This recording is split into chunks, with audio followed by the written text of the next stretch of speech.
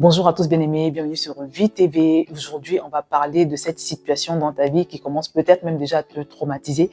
Et l'objectif de cette petite vidéo, c'est vraiment de t'aider à changer de perspective en ce qui concerne cette situation et à avoir le regard de Dieu, à la regarder avec les lunettes de Dieu, parce qu'il y a une puissance libératrice dans le fait de tout considérer avec les yeux de Dieu.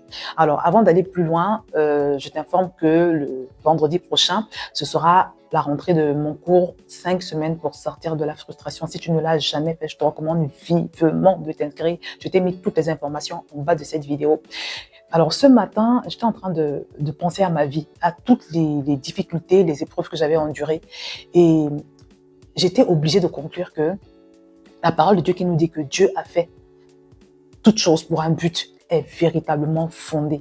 Parce que j'ai repensé à tous mes combats émotionnel. Voilà, je ne vais pas rentrer dans les détails aujourd'hui parce que j'ai déjà partagé sur Vie TV comment j'avais un problème de timidité, un gros manque de confiance en moi-même. Et ça m'a amené à avoir des blocages. J'étais bloquée vraiment à tous les niveaux. Permis de conduire, j'ai mis 5 ans pour l'avoir. Je n'arrivais pas à décrocher un emploi, je n'arrivais pas à réussir un entretien parce que quand j'étais devant le recruteur, j'étais tétanisée. Bref, j'avais que des blocages. Et puis à cela s'est ajouté...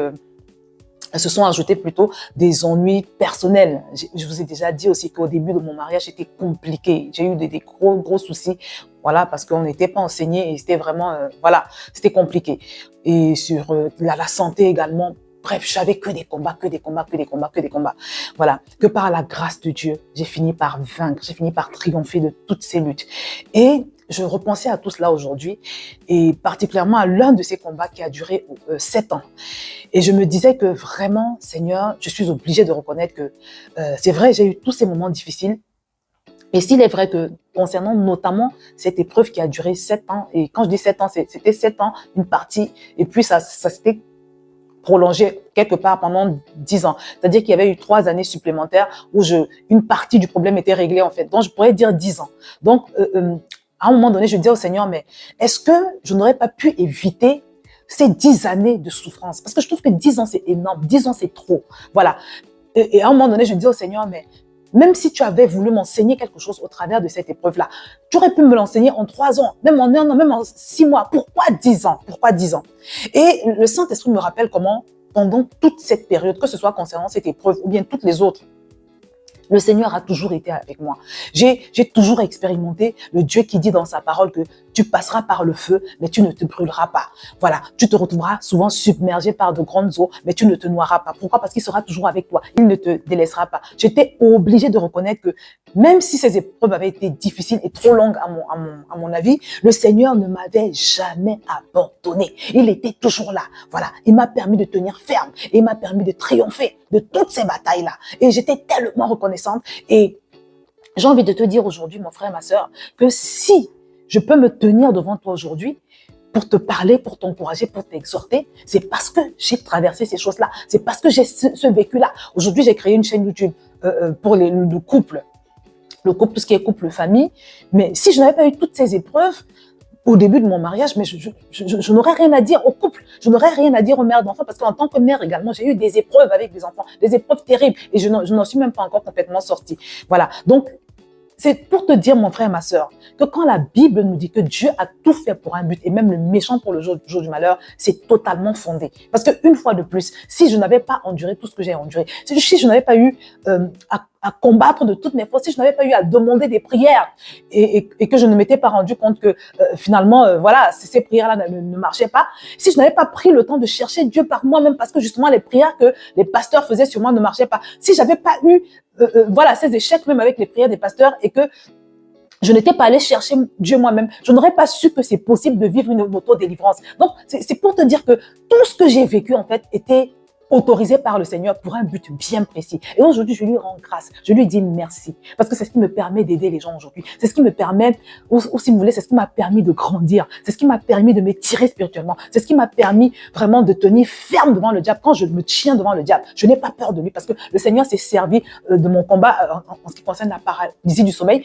pour me faire comprendre. Alors, pas pour me faire comprendre parce qu'on me l'avait déjà dit à l'église, pour me permettre d'expérimenter, de tester le fait que nous sommes au-dessus du diable pourvu que nous marchions dans la foi totale et absolue dans ce fait-là. C'est là où j'ai expérimenté la puissance de la supériorité sur le diable et que je peux l'enseigner aujourd'hui aux personnes et que je peux le partager en sachant de quoi je parle.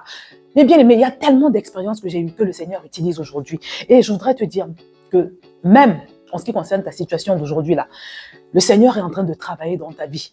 Tu es à l'école du Saint-Esprit. Tu es en train d'être formé, mais il faut que tu le discernes. Il faut que tu puisses le discerner. Il faut que tu sortes de cet état de victime. Et je sais que pour beaucoup de personnes, ce n'est pas seulement un état de victimisation, mais c'est aussi un état où ils sont en colère contre le Seigneur. Un état où ils en veulent à Dieu. Moi, j'ai vu des gens maudire Dieu. J'ai vu des gens insulter Dieu. Ne rentre jamais là-dedans.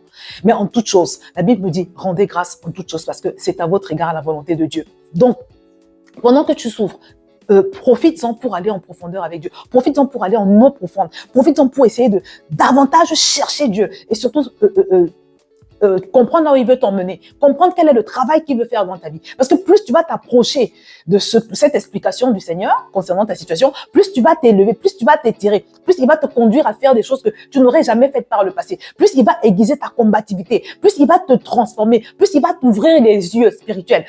Je ne sais pas comment l'exprimer en fait, mais c'est mon expérience.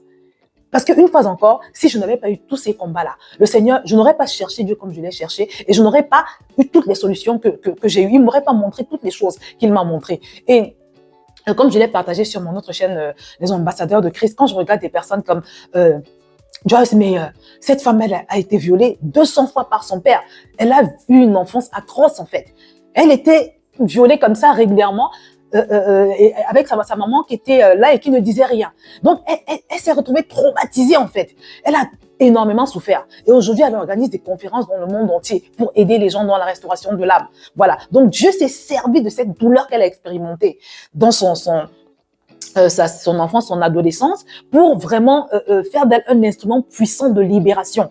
Voilà. Donc ça, c'est un cas où cette parole qui nous dit que Dieu a tout fait pour un but et même le méchant pour le jour du malheur, ça également, c'est une situation où ce verset s'applique. Quand je pense à quelqu'un comme Yanis Gauthier, il a prêché dernièrement à Impact Centre Chrétien et il racontait comment, une fois, il est parti chez le médecin et quand le médecin a vu son corps, toutes les blessures qu'il avait, le médecin lui a demandé, mais tu as fait la guerre ou quoi?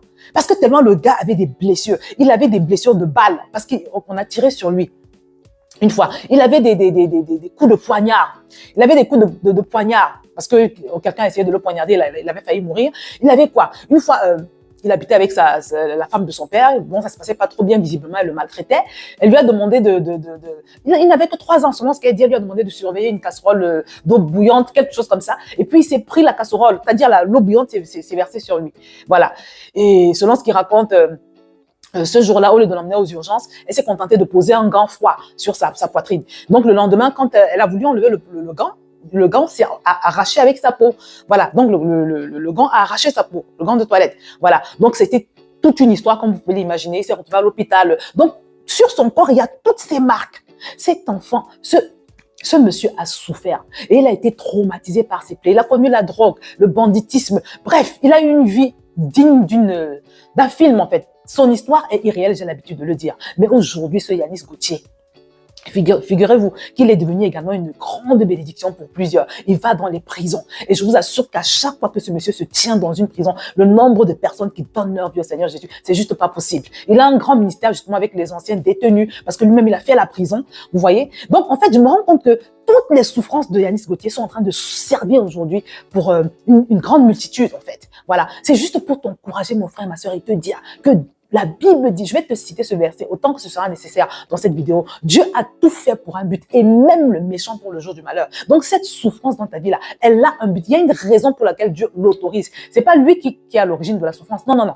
Mais simplement, il tire profit de nos moments de souffrance, de nos épreuves, de nos traumatismes en fait, pour s'en servir, en fait, pour nous utiliser, pour pouvoir aider les autres. Voilà. Parce que Dieu a sa façon de faire les choses.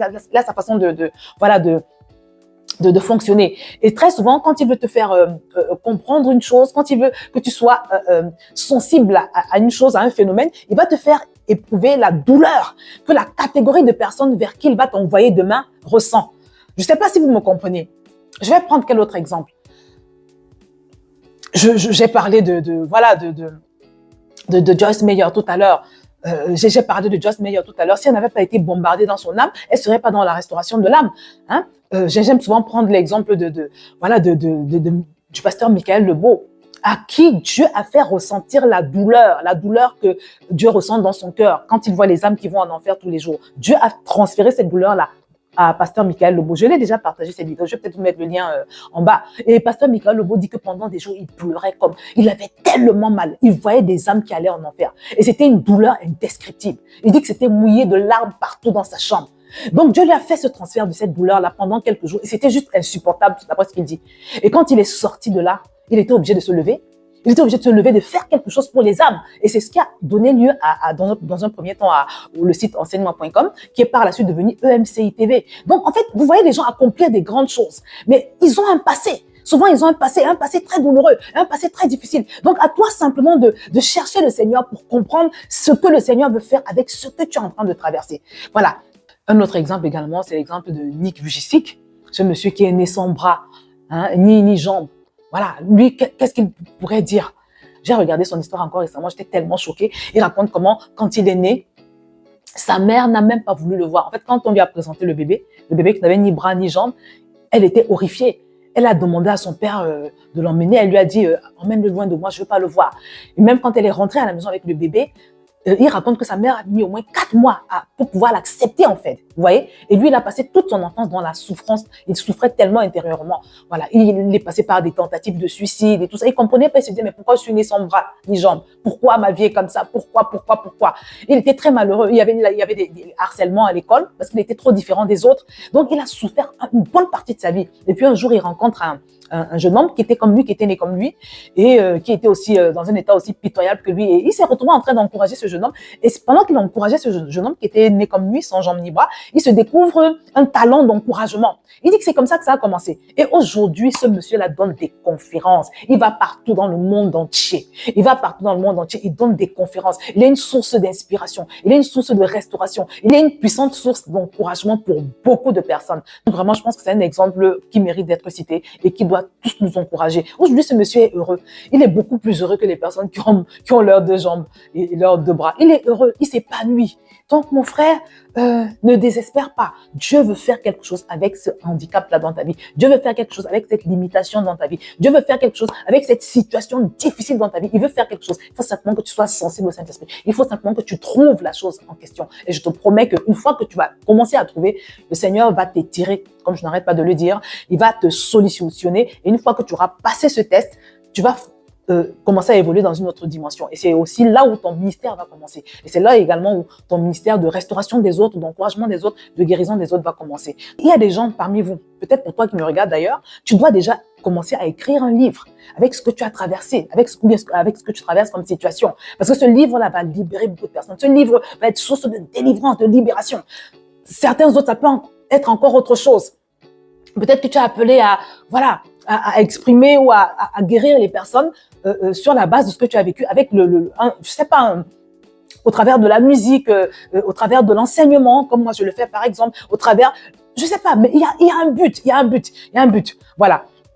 Moi, je connais des personnes qui sont restées célibataires pendant très longtemps, très longtemps. Et quand elle s'adresse aux célibataires, non, mais il y a une puissance de guérison, il y a une puissance de restauration, il y a une puissance d'encouragement qui sort d'elle, mais c'est juste pas possible, en fait. Donc, le Seigneur a toujours quelque chose, il a toujours quelque chose, mais c'est à nous simplement de coopérer avec lui. Vous voyez, c'est à nous de coopérer avec lui, c'est à nous de le chercher, parce que dans sa parole, il nous encourage à méditer au jour du malheur. Il y a un passage dans la Bible qui dit au jour du bonheur, sois heureux, mais au jour du malheur, médite. Voilà. Donc, les moments difficiles doivent être des moments où nous cherchons le Seigneur, où nous allons en profondeur avec lui, comme je l'ai dit. Et à ce moment-là, tu as des révélations, tu reçois des instructions. Et pendant que tu pratiques ces instructions-là, le Seigneur te fait grandir, il t'étire, il te transforme en une autre personne. Il te fait triompher de cette épreuve-là. Il te fait dominer cette épreuve. Une fois que tu as dominé cette épreuve, une fois que tu es sorti de cette épreuve, c'est comme un diplôme que tu reçois en fait. C'est comme une qualification que tu reçois pour aider les personnes qui sont dans la même situation que toi. Donc, mon frère, ma sœur, commence à prier, commence à méditer, commence à chercher Dieu, vraiment. Et surtout, rejette cette mauvaise pensée qui vient tout droit de l'enfer. C'est une pensée que Satan adresse à plusieurs croyants, qui leur dit que oui, voilà, Dieu ne t'aime pas, c'est pour ça que ta vie est comme ça, il aime les autres, toi, il t'aime pas. Non, non, non, c'est parce que ta destinée est grande. Très souvent, les personnes qui ont des épreuves dures, c'est parce que leur destinée également est conséquente. C'est-à-dire que ce que le Seigneur t'appelle à faire, ou bien ce que le Seigneur va t'appeler à faire demain est énorme. Donc, il faut également que tu puisses passer le test conséquent, le test qui va avec, le test approprié. Voilà. Donc, simplement, sois sensible à ce que le Seigneur veut faire avec cette situation-là. Voilà. Parce qu'il dit dans sa parole que si méchants comme nous sommes, nous avons donné de bonnes choses à nos enfants. À plus forte raison, lui, Dieu, le Père d'amour, il a quand même sacrifié Jésus. Dieu a sacrifié Jésus. Rappelle-toi toute la souffrance que Jésus a endurée. Tu penses que si Dieu l'a fait pour nous, qu'est-ce qu'il ne peut pas te donner d'autre? Réfléchissons, mes amis, réfléchissons. Donc, plus que jamais, rejette cette mauvaise pensée qui peut-être vient souvent te harceler en te disant que voilà, Dieu ne t'aime pas, regarde ta vie. Non, non. Le Seigneur est en train de t'amener quelque part. Le Seigneur a un but pour lequel il permet cette chose dans ta vie. Le Seigneur veut faire de toi un puissant instrument de guérison, un puissant instrument de restauration. Et c'est pour ça d'ailleurs que j'ai mis sur pied ma chaîne Ambassadeur de Christ, voilà, où j'explique ces choses en détail. Donc voilà, n'hésite même pas à t'y rendre également. Mais voilà, c'est ce que je voulais partager avec toi, vraiment un encouragement pour te dire que mon frère, ma sœur, cette situation dans ta vie là, ce n'est pas un hasard. Et je vais terminer par cet exemple que notre pasteur, l'apôtre Yvan, prend souvent. Il prend l'exemple des constructeurs de véhicules. Imaginons par exemple Mercedes. Quand Mercedes conçoit un nouveau modèle, il met le paquet. Ils font tellement de choses pour que la voiture soit le plus parfaite possible. Et quand ils conçoivent un modèle, ce n'est pas pour que le modèle soit défaillant. Ce n'est pas pour que le modèle soit voilà, tellement approximatif que après il y aura de mauvais témoignages, des gens qui vont dire que oui, mais c'est quoi ce modèle? Non, non, non. Quand ils conçoivent une voiture, un modèle, ils mettent le paquet pour que, en fait, la voiture soit d'une qualité telle que elle va faire sa publicité d'elle-même. C'est-à-dire que ce sont les personnes qui vont l'utiliser, qui vont faire la pub. C'est-à-dire qu'il y a des marques de voitures, quand tu entends seulement le nom de la marque, tu te dis non, là, c'est pas n'importe quoi. Donc, c'est la même chose. Dieu est notre concepteur. Et en tant que notre concepteur, ça ne l'arrange pas de voir que nous avons des vies vraiment misérables, que nous avons des vies compliquées. Voilà. Que quand les non-chrétiens nous regardent, des païens nous regardent, ils n'ont même pas envie de venir à Jésus. Ce n'est pas cohérent.